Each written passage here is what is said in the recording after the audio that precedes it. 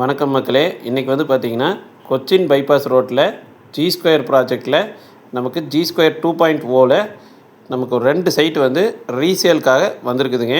இப்போ நீங்கள் ஸ்க்ரீனில் பார்க்குறது தான் வந்து பார்த்திங்கன்னா ஜி ஸ்கொயர்னுடைய ப்ராஜெக்ட்டுங்க.